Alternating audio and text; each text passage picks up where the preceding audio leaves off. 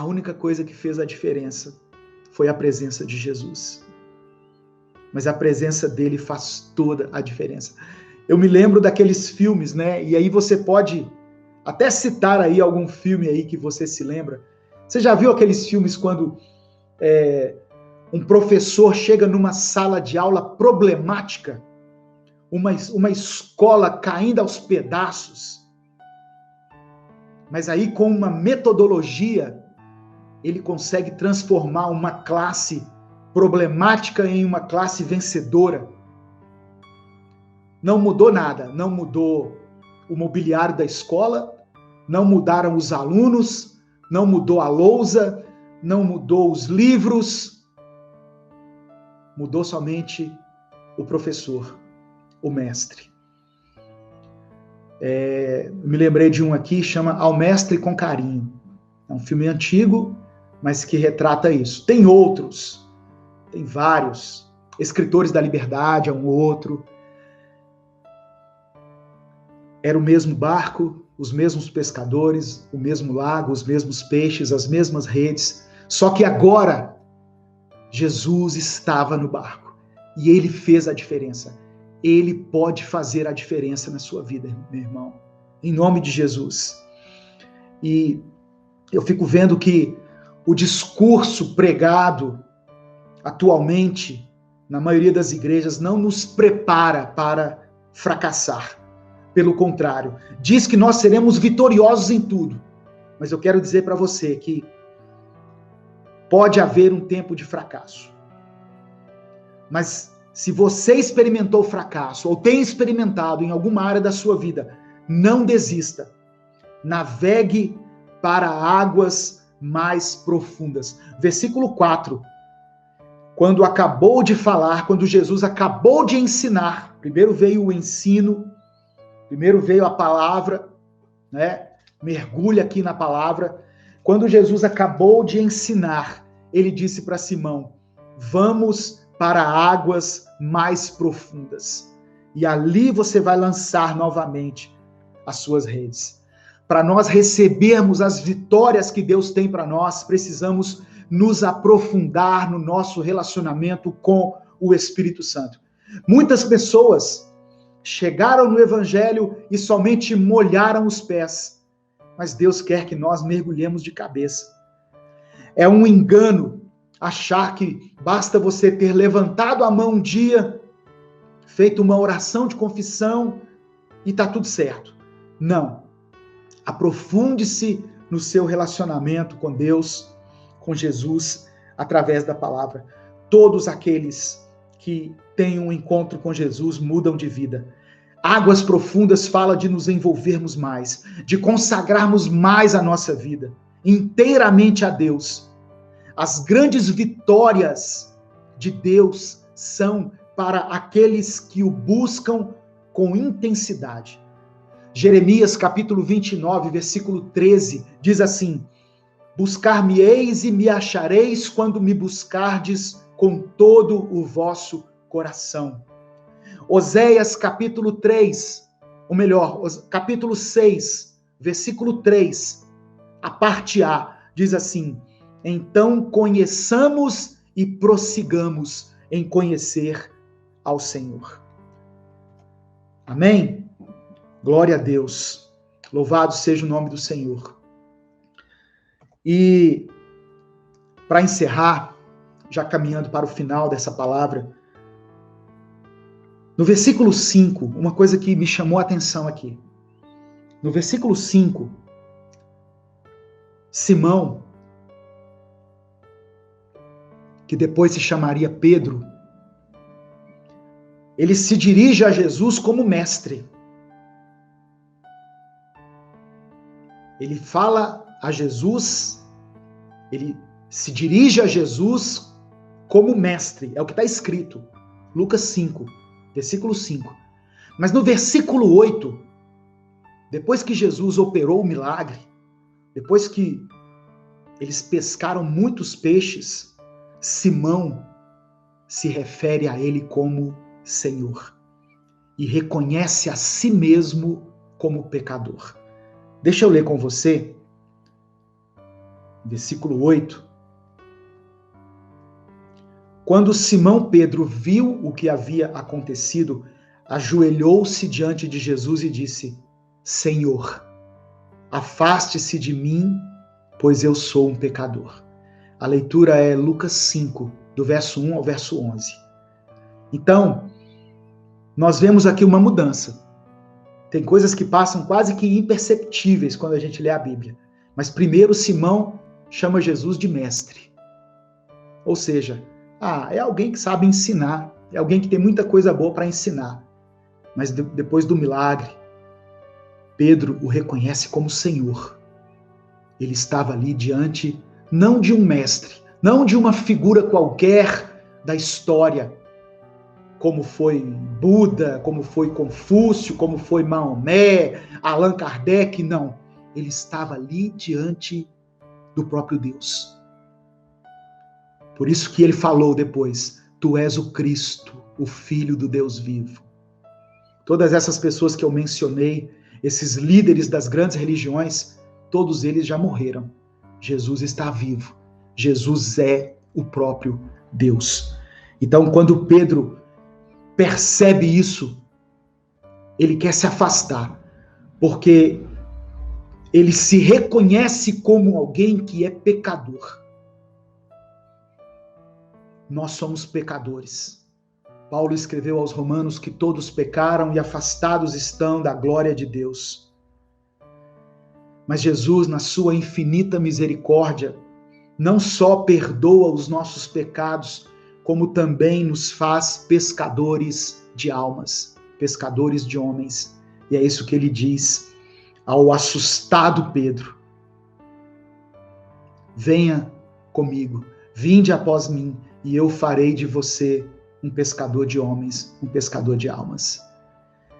Nós vemos aqui refletida nesse texto a santidade de Jesus, a santidade de Deus e a miserabilidade humana, porque somos pecadores. Mas Deus, por causa do nosso pecado, enviou seu Filho Jesus para morrer por nossa causa. E Ele nos chama hoje a caminhar com Ele. A palavra diz que em seguida eles deixaram tudo para seguir a Jesus. Depois que eles presenciaram aquele milagre, eles abandonaram tudo para seguir a Jesus. Peixe já não importava, barco já não importava, rede já não importava. O mais importante para eles era seguir a Cristo. E isso é o mais importante da sua vida. Você pode estar experimentando fracasso. Decida hoje seguir a Jesus.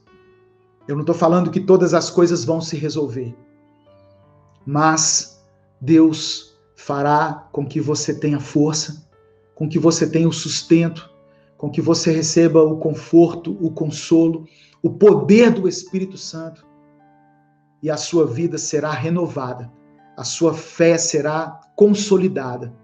Você pode viver um tempo novo, um tempo de sucesso com Deus. Eu não estou falando de sucesso financeiro, não estou falando que tudo vai se resolver na sua vida, não. Mas com Jesus no barco, você vai experimentar grandes vitórias. Essa é a palavra que Deus tem para a sua vida hoje. Receba essa palavra em nome de Jesus. Eu quero orar por você.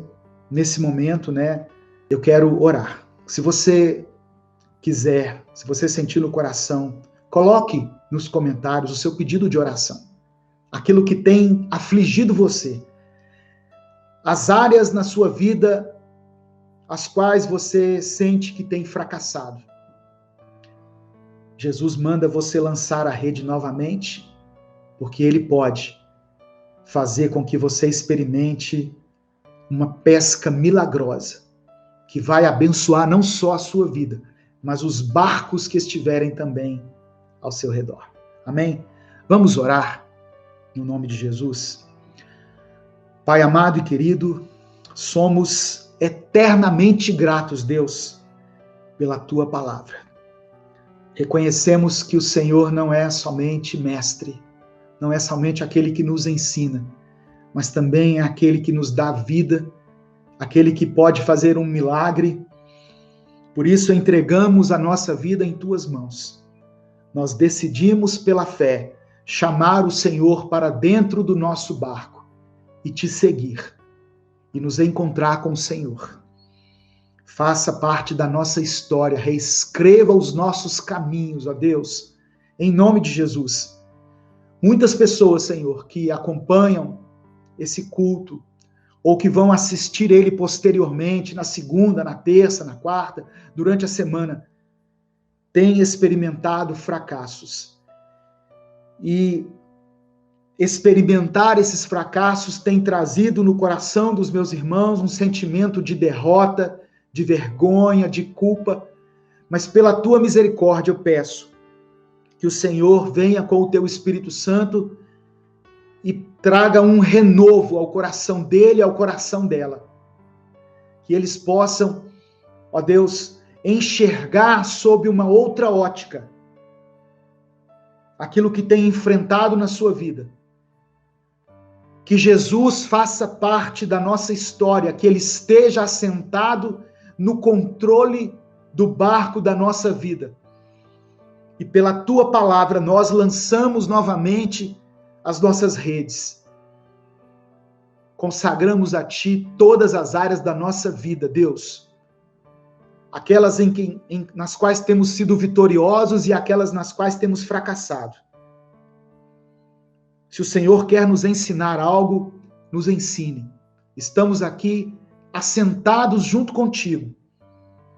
Sabemos que o Senhor é manso e humilde de coração e pode ministrar à nossa vida os teus ensinamentos. Eu apresento cada família, Senhor, que está representada por essas pessoas, por essas mais de 1000 pessoas que nos acompanham. Que o Senhor dê a eles a cura, a libertação, a restauração. Não deixe que essa família seja destruída. Restaura, Senhor, esse relacionamento. Traga paz a esse lar. É o que nós te pedimos, em nome de Jesus. Amém. Não deixe de compartilhar essa mensagem, não deixe de se inscrever no nosso canal. Se quiser apoiar o nosso projeto, seja membro do canal e tenha uma semana de bênção na sua vida. Não desista. Lance a rede novamente. Vá para águas mais profundas e lance a rede novamente. O Senhor te abençoe e te guarde. O Senhor faça resplandecer o seu rosto sobre ti e tenha misericórdia de ti. O Senhor sobre ti estenda a tua face e te dê a paz. Amém? Que Deus te abençoe. Até o nosso próximo culto, se Deus assim o permitir. Lucas capítulo 24, Evangelho de Lucas 24, a partir do verso 1 até o verso 7, diz assim, olha: no domingo, bem cedo, as mulheres foram ao túmulo, levando os perfumes que haviam preparado. Elas viram que a pedra tinha sido tirada da entrada do túmulo. Porém, quando entraram, não acharam o corpo do Senhor Jesus e não sabiam o que pensar. De repente apareceram diante delas 2 homens, vestidos com roupas muito brilhantes. E elas ficaram com medo e se ajoelharam e encostaram o rosto no chão. Então os homens disseram a elas: por que é que vocês estão procurando entre os mortos quem está vivo? E o verso 6, ele não está aqui, mas foi ressuscitado. Lembrem que quando estava na Galileia, ele disse a vocês: o Filho do Homem precisa ser entregue aos pecadores, precisa ser crucificado e precisa ressuscitar no 3º dia. Amém? Jesus foi morto, mas aquela tumba fria não pôde conter o corpo dele. E o Espírito Santo, que trouxe Jesus à vida, que vivificou Jesus dentre os mortos, pode vivificar também a minha vida e a sua vida. Amém? Louvado seja o nome do Senhor. 1 Coríntios capítulo 15, é um texto que eu quero ler também. 1 Coríntios capítulo 15, do verso 54 ao verso 57.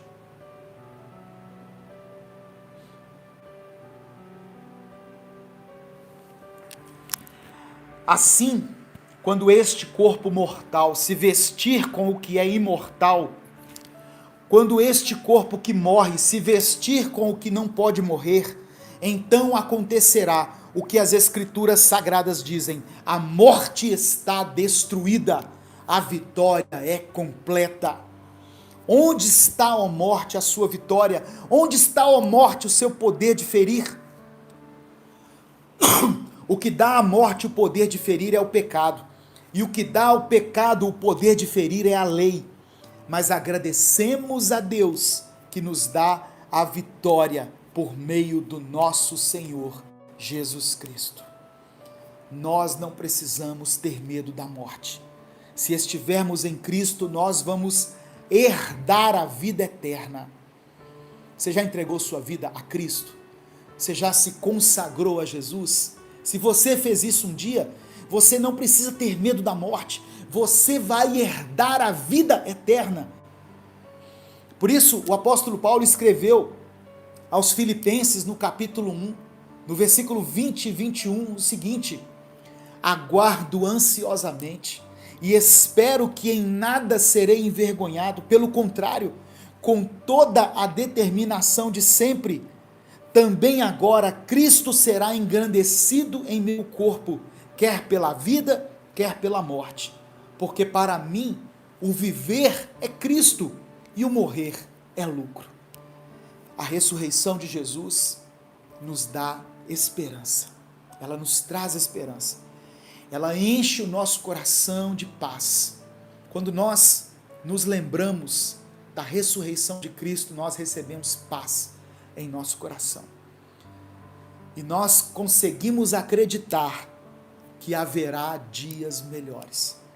Tem sido um tempo tão difícil, não é? Um tempo tão pelejado, tão sofrido, mas a ressurreição nos faz acreditar que haverá dias melhores. Haverá um tempo favorável para nós. Assim como Deus permitiu a morte de Cristo de uma forma injusta, uma maneira que gerou dor, sofrimento, para que no terceiro dia ele ressurgisse em glória, nós também, para experimentarmos esse tempo novo na nossa vida, vamos ter que deixar morrer algumas coisas em nós. Em João capítulo 12, verso 24, diz assim, olha, digo-lhes verdadeiramente que se o grão de trigo não cair na terra e não morrer, continuará ele só, mas se morrer, dará muito fruto. Esse tempo de isolamento que nós estamos passando, né, de reclusão, ele tem que ser para nós, irmãos, um tempo de reflexão, um tempo de nós olharmos para nós mesmos, para as nossas atitudes, para a nossa própria vida e aprendermos de Deus aquilo que o Senhor quer nos ensinar. O que precisa morrer para nós? Talvez a ganância, a cobiça. O evangelho, para muitas pessoas e para muitos líderes cristãos, se tornou uma promessa de prosperidade. E não é isso. O evangelho aponta para a vida eterna, para a salvação, para a eternidade. Não é para juntar tesouros aqui. Eu sempre falo isso aqui, não é pecado ser próspero, ser rico, ter recursos, poder abençoar pessoas. O pecado é você deixar que essas coisas dominem a sua vida e passem a ser o motivo da sua existência. Não, eu vivo para conquistar as minhas metas. Não, você vive para glorificar a Deus. O seu tesouro não é aqui na terra. O seu tesouro principal está nos céus. Tudo que você conquistar de bens materiais, de títulos, de qualquer coisa aqui nessa vida, vão passar, irmãos. Vão passar. Por isso que eu disse que a morte nos iguala. O rico vai para o túmulo, o pobre também vai para o túmulo. Às vezes um do lado do outro. Porque nós somos pó e ao pó voltaremos. Essa foi a sentença decretada por Deus lá no Éden. O pecado nos condenou à morte. Então nós não temos que viver em função dessa vida, mas vivemos em função da vida eterna. Amém? Você está me entendendo? Você recebe essa palavra em nome de Jesus? Todos nós vamos passar um dia, irmãos. Daqui a alguns anos, nem nós está aqui nem para contar a história dessa crise. Isso vai ficar registrado nos livros históricos. Quem que sobreviveu, né, a gripe espanhola está aí para contar a história. Já passou muito tempo. Então esse tempo é para nós aprendermos.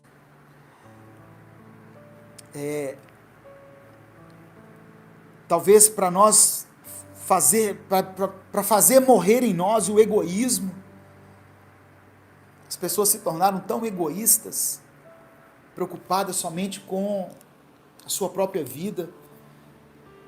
Fazer morrer em nós o ativismo. O que é o ativismo?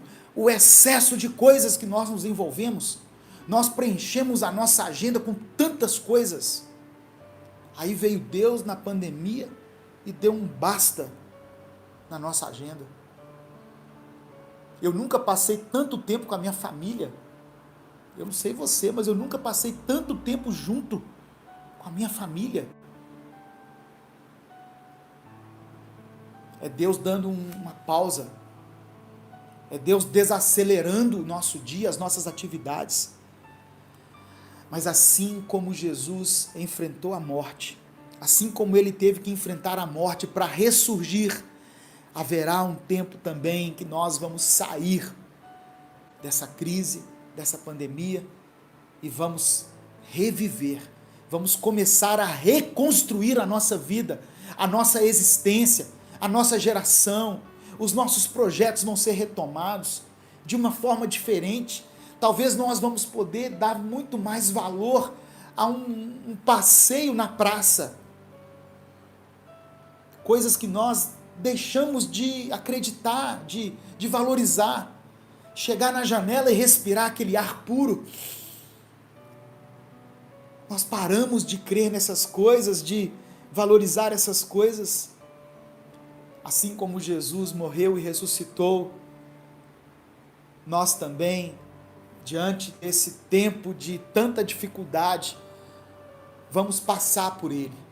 E daqui a alguns meses, não sei, nós voltaremos a viver uma vida de liberdade. Amém?